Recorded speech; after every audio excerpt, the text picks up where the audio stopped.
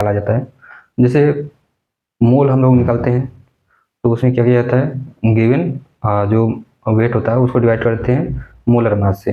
तो यहाँ पे क्या करना है कि इक्विवेलेंट वेट का हमें ज़रूरत पड़ेगा कब, जब नॉर्मलिटी की निकालना होता है।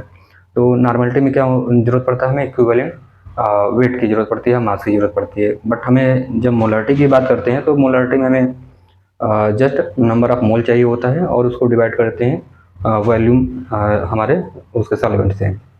तो अभी धीरे धीरे हम लोग पढ़ेंगे तो ये सब देखेंगे कि क्या होता है। अभी मोलरिटी नॉर्मलिटी भी पढ़ी नहीं है, तो अभी इक्विवेलेंट मास भी पढ़ रहे हैं कि इक्विवेलेंट मास का हमें नॉर्मलिटी में ज़रूरत पड़ेगा, इसलिए हम आपको बता रहे हैं कि उसमें इक्विवेलेंट वेट का हमें ज़रूरत पड़ेगा। तो आइए हम लोग देखते हैं कि इक्विवेलेंट मास क्या होता है। तो इक्विवेलेंट मास यहाँ पे हम लिखे हैं कि एलिमेंट का लिखे हैं, एसिड का लिखे हैं, बेस का लिखे हैं, साल्ट का लिखे हैं, और कोई एसिड साल्ट हो तब। तो इनके लिए सब इक्वेशन है कि अगर हमें इक्विवेलेंट वेट ऑफ एलिमेंट का निकालना हो तो उसको कैसे निकालेंगे। तो जितना भी हमारे कोई, जैसे कि ऑक्सीजन का ही ले लेते हैं ना, तो एग्जांपल ले लेते हैं क्या, ऑक्सीजन का। हमें ऑक्सीजन का इक्विवेलेंट वेट निकालना है। तो इसमें क्या करना है कि ऑक्सीजन का एटॉमिक वेट कितना होता है, एटॉमिक वेट ऑक्सीजन का 16 होता है ना। इसमें हम निकालने जा रहे हैं ऑक्सीजन का। तो यहाँ पे क्या लिख सकते हैं, इक्विवेलेंट वेट ऑफ ऑक्सीजन ना, इक्विवेलेंट वेट ऑफ ऑक्सीजन। तो इसको क्या करेंगे, जस्ट एटॉमिक वेट से और उसके वैलेंसी से डिवाइड कर देंगे। तो इसका एटॉमिक वेट कितना होता है, 16 होता है, और इसकी वैलेंसी कितनी होती है, 2 होती है। क्यों, क्योंकि इसको 2 इलेक्ट्रॉन की जरूरत होती है ऑक्टेट को कंप्लीट करने के लिए, इसलिए इसकी वैलेंसी 2 हुई। तो इसको क्या कर देंगे, 2 से डिवाइड कर देंगे, तो ये आ जाएगा 8। तो ऑक्सीजन का जो इक्विवेलेंट वेट होता है वो 8 होता है। और सेम चीज़ अगर यहाँ पे इक्विवेलेंट वेट ऑफ क्लोरीन का अगर कोई पूछ दे तो कितना होगा, बताइए, इक्विवेलेंट वेट ऑफ क्लोरीन। तो इसका क्लोरीन कितना होता है, 35.5 होता है एटॉमिक वेट, और इसका वैलेंसी कितनी जरूरत होती है, 1 होती है वैलेंसी इसकी, क्योंकि एक ही इलेक्ट्रॉन चाहिए होता है ना, 17 होता है इलेक्ट्रॉन इसका वो एटॉमिक नंबर। 1 इलेक्ट्रॉन मिल जाएगा तो क्या हो जाएगा, 18 हो जाएगा। तो इसका कितना हो जाएगा, 35.5। ठीक, तो इसमें कुछ है नहीं, जस्ट एटॉमिक वेट है और उसको क्या करना है, मल्टीप्लाई कर दे, डिवाइड कर देना है वैलेंसी से। तो हमें इक्विवेलेंट वेट उस एलिमेंट का मिल जाएगा जिसे हमें पूछा गया है, तो उसका हम लोग बता सकते हैं। तो आइए अब बात करते हैं इक्विवेलेंट ऑफ एसिड। तो यहाँ पर दिया है कि molar weight of acid, divide कर देंगे basicity of acid, molar weight. और लेक्चर नंबर शायद हम 4th में आपको बताए हैं कि एटॉमिक मास यूनिट क्या होता है, ग्राम एटॉमिक मास यूनिट क्या होता है, मोलर मास क्या होता है, और मॉलिक्यूलर मास क्या होता है। तो कोई भी सबस्टांस जब 1 मोल होता है तो उसका जो मास होता है उसको कहा जाता है मोलर मास। क्या कहते हैं, मोलर मास। कोई भी मटेरियल हमारे पास 1 मोल हो तो उसको कहा जाएगा मोलर मास। तो यहाँ पे दिया है कि मोलर वेट ऑफ एसिड, कोई मान लेते हैं H2SO4 है, ठीक। तो ये फर्स्ट एग्जाम्पल था, ये सेकेंड एग्जाम्पल था। तो इसका एग्जाम्पल लेते हैं H2SO4 का, ठीक है।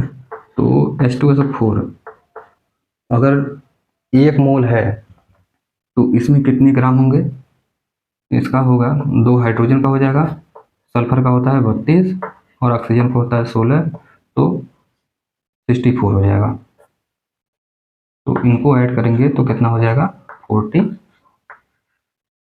98 ना, 98 ग्राम, ठीक। तो अगर हम H2SO4 को 98 ग्राम ले लेंगे तो वो 1 मोल होगा, कि हम H2SO4 1 मोल ले लिए हैं। तो इसका इक्विवेलेंट वेट निकालना है। तो यहाँ पे लिखा है basicity of acid. Basicity of acid का मतलब क्या होता है, बेसिसिटी ऑफ एसिड का मतलब यहाँ पे हम बताना चाहें, बेसिसिटी क्या होती है, कि कोई भी मटेरियल जितना H+ दे सके, कोई भी मटेरियल, एसिड का काम क्या होता है, H+ देना, तो वो जितना H+ को देगा वो उसकी बेसिसिटी होगी। क्या होगा, उसकी उतनी बेसिसिटी होगी। जैसे H2SO4 है, H2SO4 का अगर एक्वस मीडियम ले लेंगे, पानी में इसको डाल देंगे तो क्या हो जाएगा, ये अपने चार्ज में टूट जाएगा। तो यहाँ पे क्या देगा, 2H+ देगा,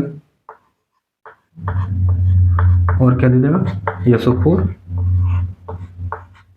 टू निगेटिव।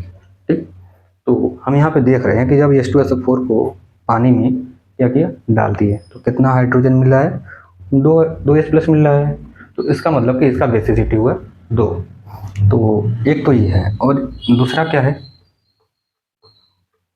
या तो वो क्या करे, OH माइनस को ले ले, क्या करे वो OH माइनस को ले ले, जैसे कि BOH का थ्राइज होता है, इसको क्या करना है, H2O में देना है, तो ये क्या बना लेगा, BOH का 4,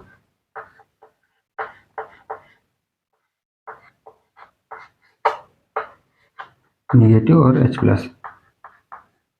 ठीक, तो बेसिसिटी को अगर हम डिफाइन करना चाहें तो कोई भी एसिड जितना H प्लस दे दे या वो जितना OH माइनस को ले ले, वो उसकी होती है बेसिसिटी।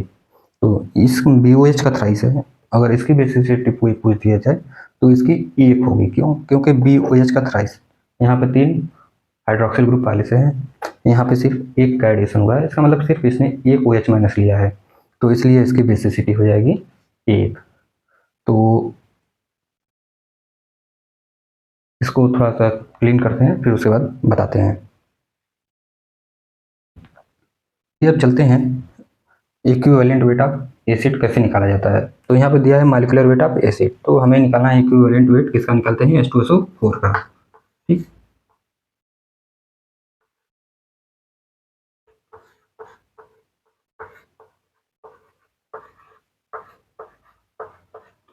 तो इसका मॉलिक्यूलर वेट ऑफ एसिड, तो मॉलिक्यूलर वेट ऑफ एसिड कितना है, इसका मॉलिक्यूलर वेट अगर 1 मोल हो तो इसको कर दिया जाएगा ग्राम पर मोल। ठीक, तो मतलब कि 1 मोल 98 ग्राम, अगर 98 ग्राम H2SO4 रहेगा तो 1 मोल है, तो इसका हम लिख सकते हैं 98 ग्राम पर मोल। तो यहाँ पे इसका मॉलिक्यूलर वेट कितना हो जाएगा एसिड का, 98। ठीक, और इसको डिवाइड कर देंगे इसकी बेसिसिटी से। तो अभी हम बेसिसिटी देखे हैं कि कोई एसिड जितना H प्लस दे दे, जितना H प्लस देगा वो उसकी बेसिसिटी कहलाएगी। अगर 1 H प्लस देगा तो 1 होगी, अगर 2 देगा तो 2 हो जाएगी, अगर 3 होगा तो 3 हो जाएगी। सेम चीज़ यहाँ पे है, तो यहाँ पे 2 है, तो 2 H प्लस देगा तो उसको 2 से डिवाइड कर देंगे, तो ये आ जाएगा अपना 49 equivalent weight of H2SO4। H2SO4 का इक्विवेलेंट वेट कितना हो जाएगा, 49। तो अब थर्ड जो है, थर्ड इक्वेशन है किसका, बेस का, किसका है, बेस का।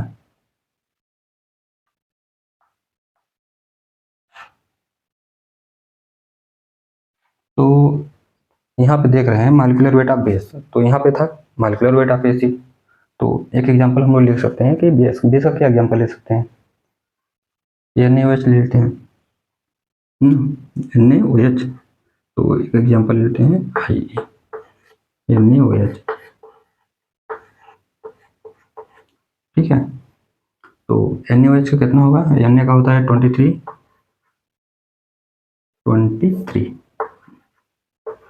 और ऑक्सीजन का होता है 16, और इसका होता है 1,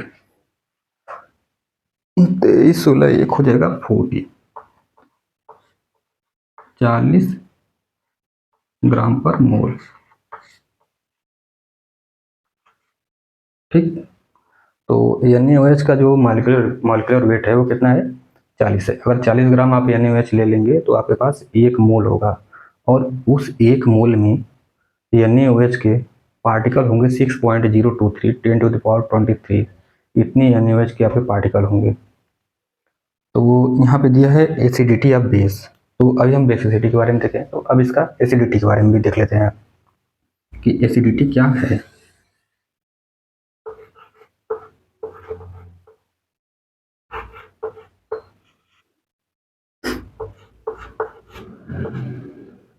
तो पहला है कि जितना वो, जैसे कि NaOH है, NaOH को हम पानी में डालेंगे तो क्या करेगा, Na प्लस और OH माइनस में टूटेगा, तो जितना वो OH माइनस दे दे, जितना वो क्या करे OH माइनस को दे देगा, वो उसकी क्या कहलाएगी, बेसिसिटी कहलाएगी। जैसे कि एक एग्जांपल ले लेते हैं CaOH का ट्वाइस, ठीक है। इसको क्या किया, पानी में डाल दिए हैं, यहाँ पानी लिख देते हैं वाटर, तो ये क्या कर जाएगा, टूट जाएगा। कैल्शियम 2 प्लस में और OH नेगेटिव, यहाँ पे 2 है तो 2, ठीक। और इसका एग्जाम्पल ले सकते हैं, जैसे NH3 होता है, जब इसको H प्लस देते हैं तो क्या बन जाता है, NH4 प्लस, ठीक। तो यहाँ से हम देख रहे हैं कि अगर कोई बेस क्या करता है, एक्वस मीडियम में डालते हैं, तो वो जब अपने आप को डिसोसिएट करता है, तो जितने नंबर ऑफ OH माइनस होते हैं वो उसकी कहलाती है एसिडिटी। क्या कहलाती है, एसिडिटी। और दूसरा टर्म, अगर कोई बेस है जितना नंबर ऑफ H प्लस को लेगा वो उसकी कहलाएगी एसिडिटी। एक तो है कि वो जितना नंबर ऑफ OH माइनस को क्या करेगा, देगा, वो होगी उसकी बेसिसिटी, या जितना वो H प्लस को लेगा वो उसकी कहलाएगी एसिडिटी।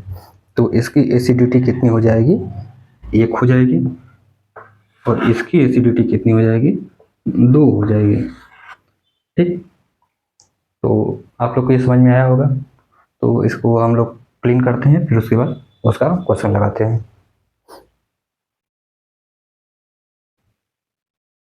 तो आइए इक्विवेलेंट वेट ऑफ NaOH का हम लोग निकालते हैं। इक्विवेलेंट वेट किसका निकालना है, NaOH का।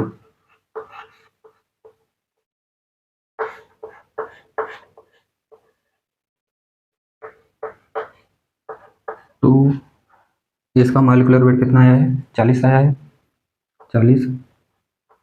और NaOH को अगर पानी में डालेंगे तो क्या होगा, Na प्लस में टूटेगा और OH माइनस में टूटेगा। OH कितना है इसके पास है, सिर्फ 1 है, तो इसको 1 से डिवाइड कर देंगे तो ये हो जाएगा 40,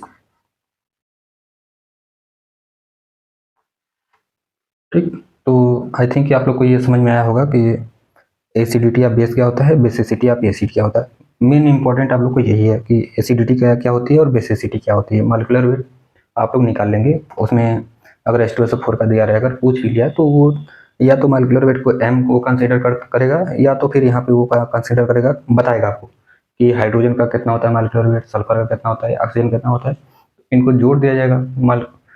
मॉलिक्यूलर मास क्या होता है या molar mass, sum of atomic mass ही तो होता है। सम ऑफ एटॉमिक मास अगर AMU में हो तो वो हो जाएगा मॉलिक्यूलर मास, अगर वो ग्राम में हो जाएगा तो हो जाएगा मोलर मास। तो सेम चीज़ तो यहाँ पे हम ग्राम में कंसीडर किए इसलिए ग्राम पर मोल में आया है। अगर इसी को AMU में कंसीडर करते तो ये मॉलिक्यूलर मास हो जाता है एक मॉलिक्यूल का, पर ये बहुत सारे मॉलिक्यूल का मास है इसलिए ये मॉलिक्यूलर वेट है। तो चौथा इक्वेशन है इक्विवेलेंट वेट ऑफ साल्ट, ठीक। तो molecular weight of salt, total charge and positive ions और नेगेटिव आयंस, ये लिखा गया है। तो जैसे कि एग्जांपल अब ले लेते हैं इसके लिए,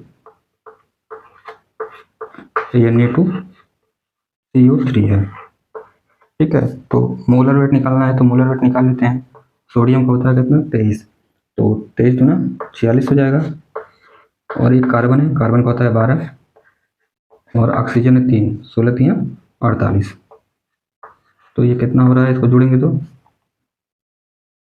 48 12 हो जाएगा 60, 60 40 100, ये हो जाएगा 106, 106 ग्राम पर मोल में आएगा इसका, है ना। ये ग्राम पर मोल में ही इसका यूनिट होगा, मतलब कि 1 ग्राम पर मोल।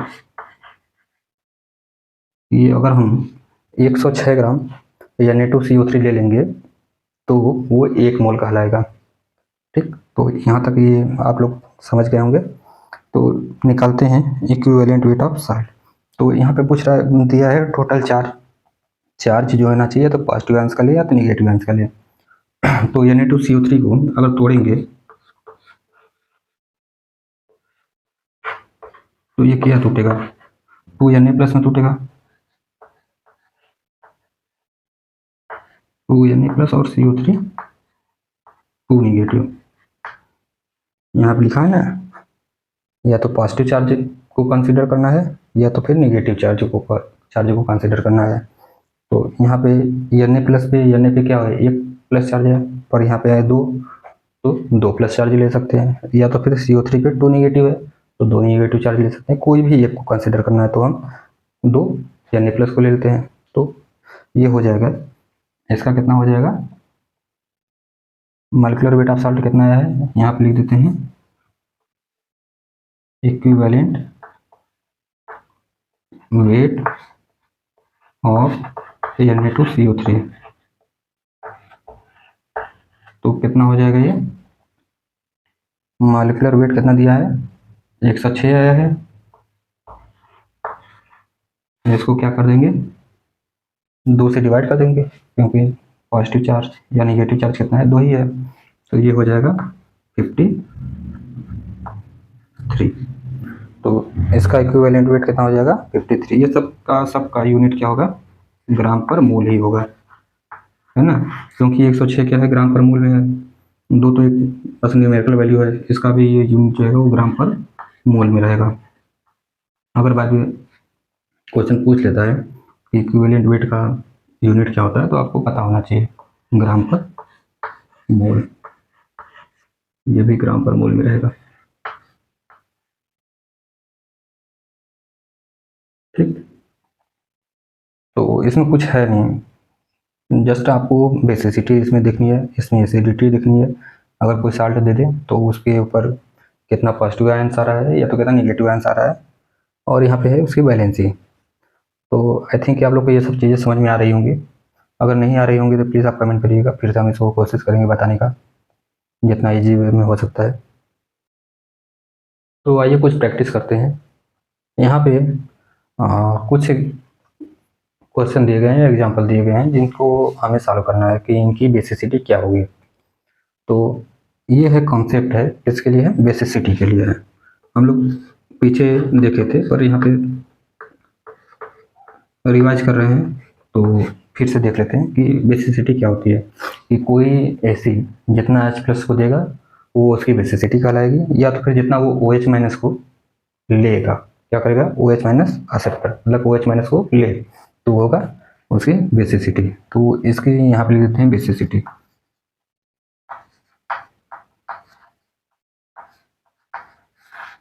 तो इसकी बेसिसिटी कितनी होगी, HCl है।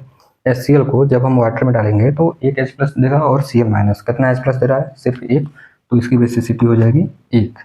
और यहाँ पे है ऑक्जेलिक एसिड, इसको ऑक्जेलिक एसिड कहते हैं। जब इसको वाटर में डालेंगे तो ये इस टाइप का एनायन बनाएगा और 2 H+ देगा, क्या देगा, 2 H+ देगा। तो इसकी जितना 2 H+, जितना H+ डोनर है ना, जितना मतलब ये H+ देगा वो उसकी क्या होगी, बेसिसिटी।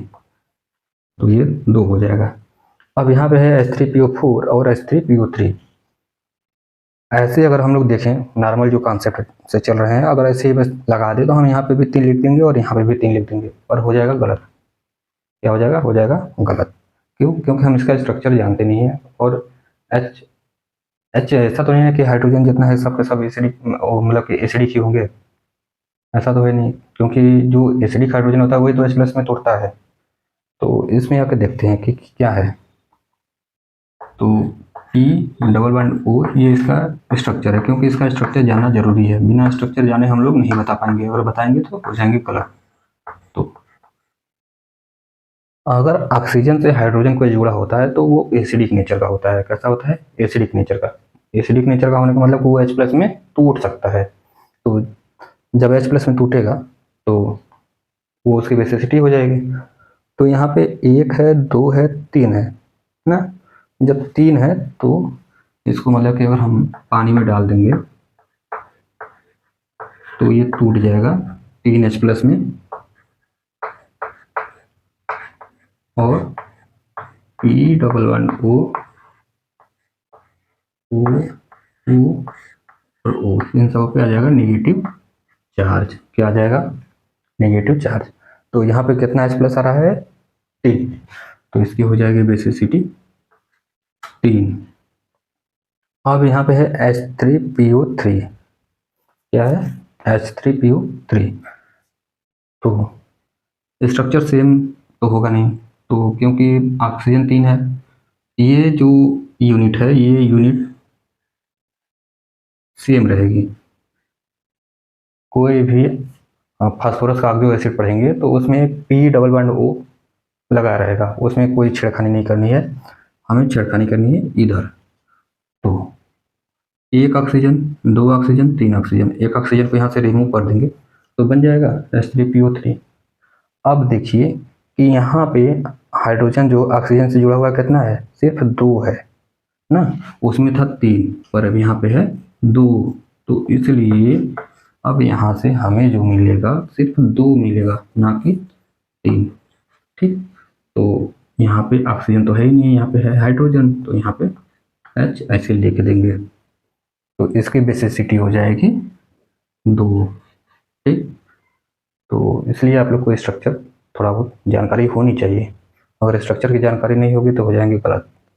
और यहाँ पे लिखा है AlOH का थ्राइस, तो AlOH का थ्राइस को क्या करते हैं, पानी में डालें,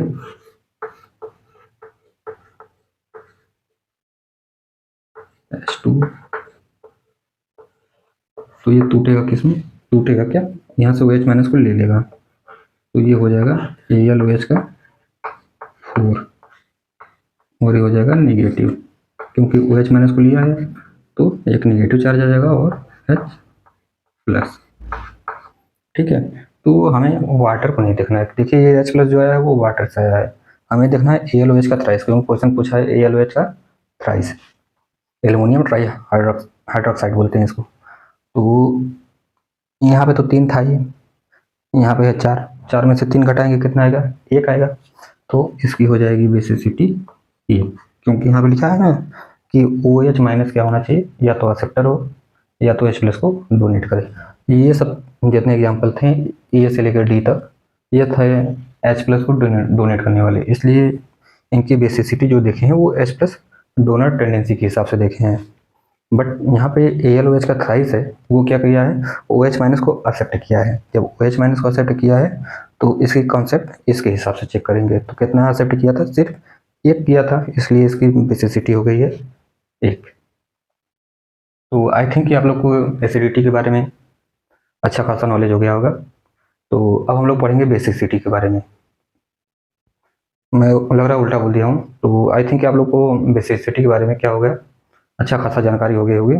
तो अब हम लोग पढ़ेंगे एसिडिटी ऑफ बेस, ये था बेसिसिटी ऑफ एसिड, क्या था बेसिसिटी ऑफ एसिड। अब हम लोग पढ़ेंगे एसिडिटी ऑफ बेस कैसे निकालते हैं।